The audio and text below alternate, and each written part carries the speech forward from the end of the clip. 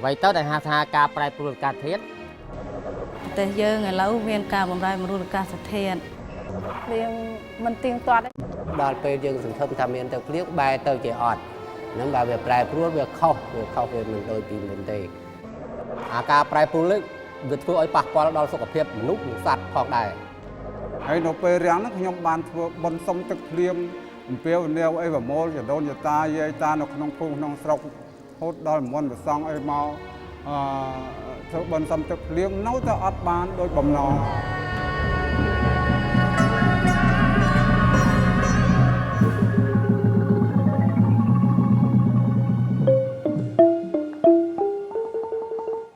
ចាប់តាំងពីពេលដែលពិភពលោកប្រកាសអាសន្នអំពីការប្រែប្រួលអាកាសធាតុនាឆ្នាំ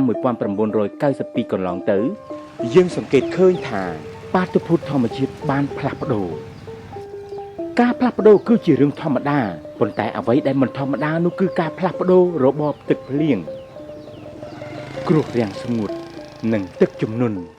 គឺជាបាតុភូតដ៏អាក្រក់មួយសម្រាប់កសិករ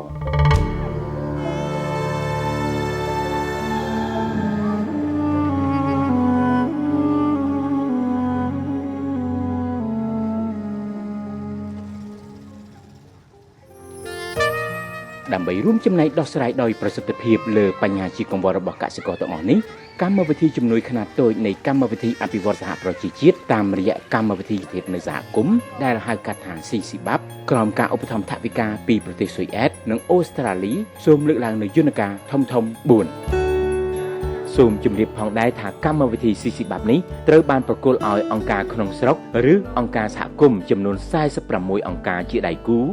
ដើម្បីអនុវត្តដោយផ្ទាល់នៅតាមសហគមន៍គោលដៅចំនួន18ខេត្តក្រុងព្រមទាំងមានកិច្ចសហការយ៉ាងជិតស្និទ្ធជាមួយអាជ្ញាធរដែនដីមន្ទីរជំនាញពាក់ព័ន្ធផ្សេងមានដូចជាមន្ទីរធនធានទឹកនិងមន្ទីរកសិកម្មទៀតផងយុទ្ធសាស្ត្រក្នុងការអនុវត្តគម្រោងមិនសមទៅនឹងការប្រែប្រួលអាកាសធាតុក្នុងប្រទេសកម្ពុជាយើងនេះដែលយើងហៅកាត់ថា CCBAP នេះជាអន្តរកម្មមួយដែលមាន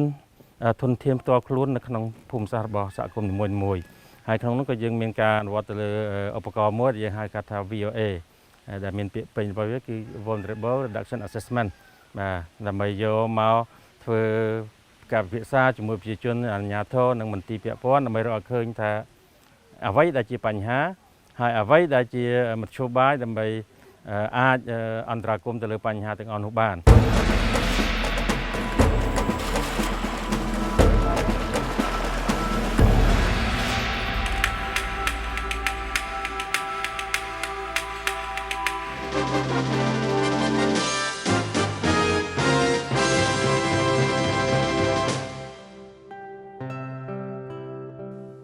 ការខ្វះប្រព័ន្ធគ្រប់គ្រងទឹកដូចជាសំណង់ស្ទាក់ទឹកតាមប្រឡាយឬអូរ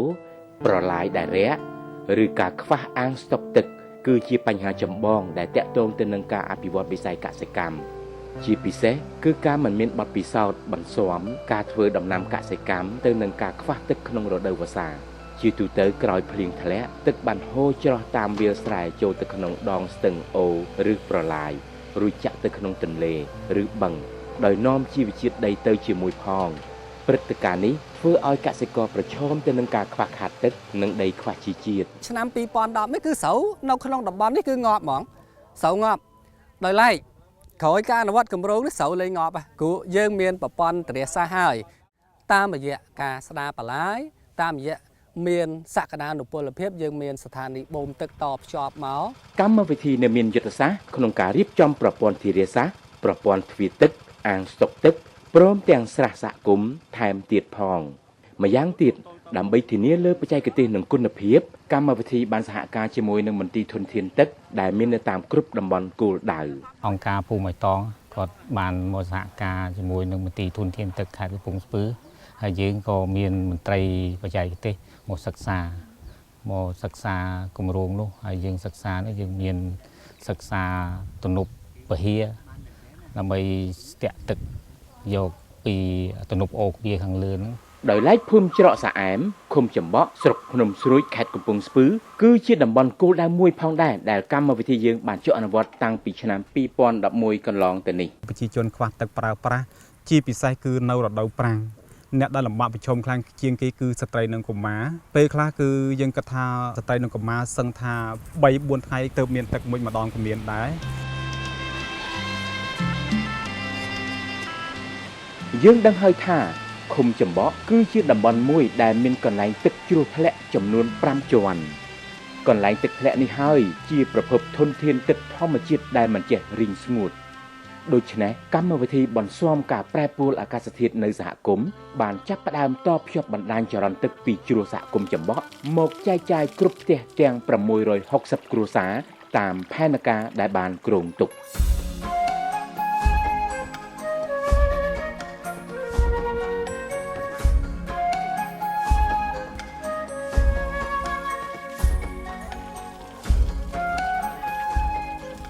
ចាយើងមានទឹកឲ្យធ្វើអីក៏កើតបានដែរ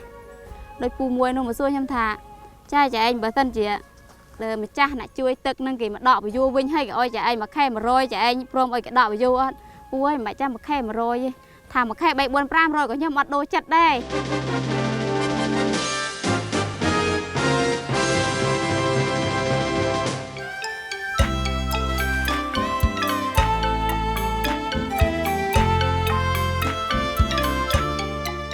កម្ពុជាស្ថិតនៅពាក់កណ្ដាលយុគសម័យកសិកម្មបែបប្រពៃណី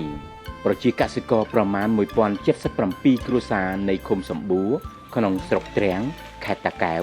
ធ្វើស្រែវស្សាតែម្ដងគត់ក្នុងមួយឆ្នាំតាមទម្លាប់ពីបុរាណ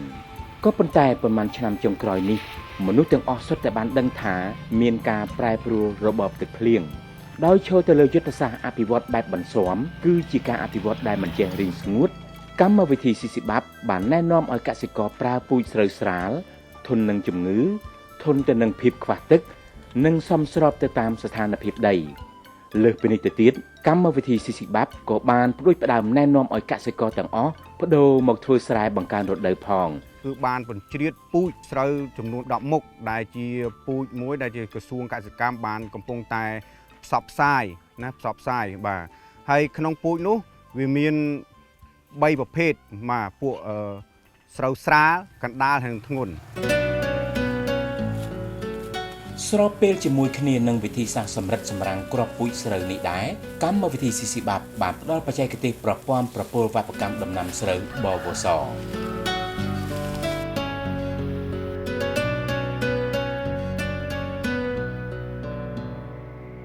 ការផ្ដល់បច្ចេកទេសចិញ្ចឹមត្រីគឺជាវិធីសាស្ត្រមួយដែលជួយឲ្យកសិករអាចរកប្រាក់ចំណូលបន្ថែមកម្មវិធីស៊ីស៊ីបាប់បានសហការជាមួយមន្ត្រីជំនាញដើម្បីផ្ដល់វគ្គបណ្ដុះបណ្ដាលចិញ្ចឹមត្រីដល់កសិករគោលដៅកម្មវិធីនេះមានដូចជាផ្ដល់បច្ចេកទេសចិញ្ចឹមត្រីក្នុងស្រែផ្ដល់បច្ចេកទេសជីកស្រះដោយក្រាលថង់ផ្លាស្ទិកជាមុនបន្ទាប់មកទើបបញ្ចូលទឹកនិងជ្រើសរើសពូជត្រីជាក្រោយធ្វើបែបនេះយើងអាចគ្រប់គ្រងទឹកបានគ្រប់រដូវ កាលមុនយើងទិញត្រីគេហូបចឹងណាដល់ចាំខ្លួនឯងទៅឥឡូវវារួចកាត់បន្ថយរួចទិញគេបានលុយចូលចំណូលទៀតពុកជីកស្រះអ៊ំចិត្តហើយចាឲ្យគម្រោងខ្ញុំចាំត្រីឲ្យបានក្នុងមួយឆ្នាំមួយតោន តាមរយៈអង្គការក្នុងស្រុកនិងអង្គការសហគមន៍មូលដ្ឋានកម្មវិធីស៊ីស៊ីបាប់គាំទ្រនិងផ្ដល់បច្ចេកទេសចិញ្ចឹមជ្រូកមាន់ទាលក្ខនិងលក្ខជាលក្ខណៈគ្រួសារដែលជាប្រភពបង្កើនប្រាក់ចំណូលរបស់កសិករនៅក្នុងសហគមន៍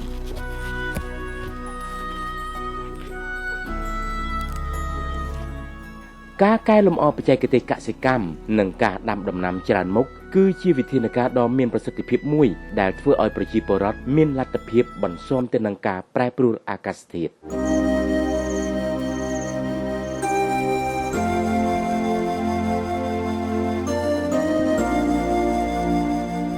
យ៉ាងណាក៏ដោយក៏យើងអាចសន្និដ្ឋានបានថាចាប់ពីពេលនេះតទៅការពឹងទឹកភ្លៀងពីលើមេឃ មិនអនុញ្ញាតឲ្យកសិករមានជីវភាពទូធាបានឡើយដូច្នេះការកែលម្អបច្ចេកទេសកសិកម្មនិងការដាំដំណាំច្រើនមុខគឺជាវិធានការដ៏មានប្រសិទ្ធភាពមួយដែលធ្វើឲ្យប្រជាពលរដ្ឋមានលទ្ធភាពបន្ស៊ាំទៅនឹងការប្រែប្រួលអាកាសធាតុ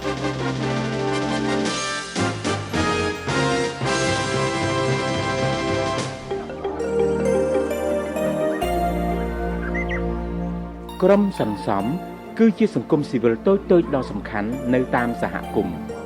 ការបង្កើតក្រុមនេះឡើងគឺបានជួយរួមចំណែកក្នុងការកាត់បន្ថយភាពក្រីក្ររបស់សហគមន៍តាមរយៈការកាត់បន្ថយការខ្ចីថវិកាពីវិស័យឯកជនដែលមានអត្រាការប្រាក់ខ្ពស់ជាការពិតណាស់ការបង្កើតឲ្យមានក្រុមសន្សំគឺជាការបង្កើនទុនដល់សហគមន៍នៅតាមមូលដ្ឋានដែលជួយរួមចំណែកឲ្យអ្នកភូមិមានទុននៅខ្លួនឯងដើម្បីមានលទ្ធភាពក្នុងការបង្កើតមុខរបរនិងរកប្រាក់ចំណូលដើម្បីពង្រឹងស្ថិរភាពថវិកាកម្មវិធីស៊ីស៊ីបាបក៏បានផ្ដល់ទុនចន្លោះពីចំនួន$500ទៅ$1000សហរដ្ឋអាមេរិកទៅដល់ក្រុមថ្មីឬបន្ថែមទុនទៅលើក្រុមចាស់ដែលមានស្រាប់ការចងក្រងក្រុមសន្សំមានអត្ថប្រយោជន៍ដូចជាយើងមានលុយតិចចឹងគ្រូយើងយកមកសន្សំទៅយើងអាចកម្ចីលុយក្នុងក្រុមនឹងបានដែលអ្នកកម្ចីបានសន្សំក្នុងសមាគមច្រើនជាងគេពី1លានឡើងទៅនឹងគេរកស៊ីលក់ដូរលោកគ្រូជាក់ស្ដែងនៅក្មួយស្រីនឹងលក់ចាប់ហួយទីកម្ចីជាង1លានអ្នកស្រីឈឹមសវឿនជាសមាជិកក្រុមសន្សំម្នាក់ដែលទទួលបានជោគជ័យក្នុងអាជីពតាមរយៈប្រាក់កម្ចីនេះធ្វើឲ្យក្រុមគ្រួសារគាត់មានលទ្ធភាពពង្រីកមុខរបរបានរីកចម្រើនជាងគេនៅក្នុងភូមិតែងម៉ៅឃុំចន្ទ្រាស្រុកចន្ទ្រាខេត្តស្វាយរៀងក៏ដល់ខ្ញុំលក់កាទៀវលក់បបរឆ្នាំហ្នឹងខ្ញុំធ្វើទេឲ្យនៅដីខ្ញុំនេះខ្ញុំដាក់បរិយាមុខបបរជាកាទៀវបបរហើយឡើងមួយមុខទៀតនឹងដូចតែសាងព្រេងអីហ្នឹងដាក់ថែមឲ្យឡើងខ្ពស់ជាងហ្នឹងទៀតយើងយកពីខ្ចីវិវៈ5យកមកដាក់ការលក់ដូរបន្តទៅមុខទៀតឲ្យបានធំ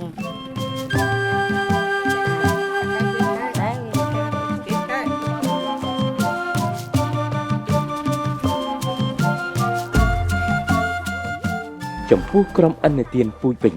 គឺជាការបង្កើនធនធានពូជរបស់សហគមន៍ដែលចូលរួមចំណែកឲ្យអ្នកភូមិមានធនាគារស្រូវដោយខ្លួនឯងដើម្បីមានលទ្ធភាពក្នុងការបង្កើតមុខរបរនិងរកប្រាក់ចំណូលបន្ថែមជាពិសេសគឺចូលរួមចំណែកធានាសុវត្ថិភាពស្បៀងនៅពេលដែលសហគមន៍ជួបផលប៉ះពាល់ពីការប្រែប្រួលអាកាសធាតុអ្នកដែលគ្មានអ្នកក្រីក្រជន់ងាយរងគ្រោះហ្នឹងគឺយើងឲ្យខ្ចីឲ្យអត់យកចុងទេយើងយកតែដើមមកវិញប៉ុន្តែសុំធ្វើយ៉ាងម៉េចបើយកពូជស្រូវខ្ញុំយកទៅប្រើប្រាស់សុំហាលឲ្យស្ងួតហើយជើរើសពូជដើម្បីយកមកតម្កល់ទុកដាក់បេដាក់ឈ្មោះខ្លួនឯងទៀតងាយស្រួលជាមួយនឹងពេលក្រោយយើងយករបស់យើងយកទៅធ្វើវិញ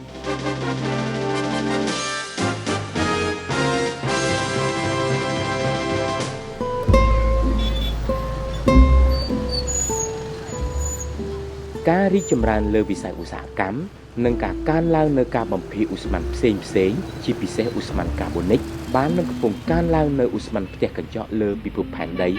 ហើយបានជះឥទ្ធិពលទៅលើអាកាសធាតុពិភពលោកទាំងមូលដូចនេះការយល់ដឹងអំពីការប្រែប្រួលអាកាសធាតុនេះមានភាពចាំបាច់ដែលអាចនាំឲ្យសហគមន៍បានដឹងជាមុនដើម្បីត្រៀមលក្ខណៈការពារ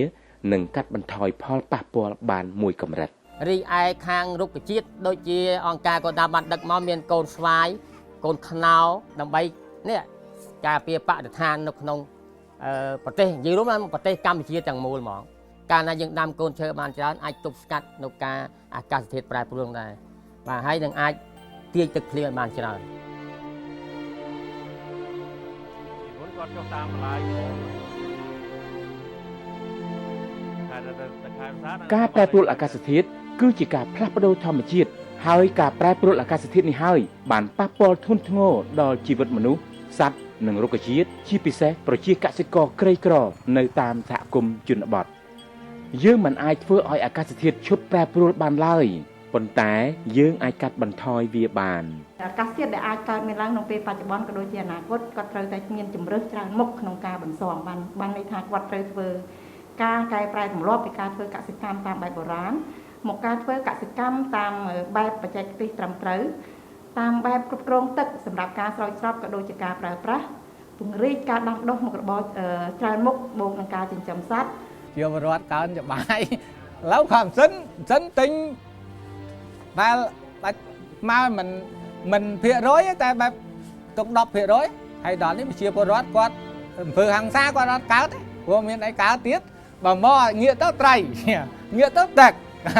ហើយតាមរយៈនៃការមានស្បៀងហូបគ្រប់គ្រាន់ហើយរហូតដល់សល់សម្រាប់លក់ទៀតនោះគឺគាត់នឹងអាចមានធនធានសម្រាប់ទិញឧបករណ៍ប្រើប្រាស់ដូចជាម៉ូតូបាទម៉ាស៊ីនបូមទឹកបាទម៉ាស៊ីនកូយន្តជាដើមហើយអាចឈានទៅដល់ការសាងសង់ផ្ទះសមរម្យសម្រាប់ការរស់នៅផងដែរបងប្អូនប្រជាពលរដ្ឋយើងខ្ញុំទទួលបានជោគជ័យក្នុងការងារបង្កបង្កើនផលពី ពីមុនយើងធ្លាប់ធ្វើបានតែ2ដងឥឡូវយើងធ្វើបានដល់តែ3ចូលទៅ4ដងទាំងស្រូវប្រាំង តាំងពីមានគម្រោងអង្គការគោលដៅយើងនឹងឈានបានដល់មួយឆ្នាំ3ដងនឹងមាន12តោនព្រោះថាមានទឹកគ្រប់គ្រាន់ រាំងស្ងួតក៏អត់ខ្វល់មានភ្លៀងក៏អត់ខ្វល់ដោយសារមានអង្គការគោលដៅបានជីកបន្លាយឲ្យ ជាក់ស្ដែងឃើញទឹកក្នុងបន្លាយរបស់ខ្ញុំបន្លាយ35ដែលជាបន្លាយមេនាំទឹកទៅពេញបឹងអាងសាច់ត្រីតែម្ដង ឥឡូវយើងអត់រើពេលវេលាព្រោះទឹកយើងមាន បើមានបន្លាយអញ្ចឹងបើសិនបូមកមានធប់ទឹកពឹងមេឃអត់បានទេ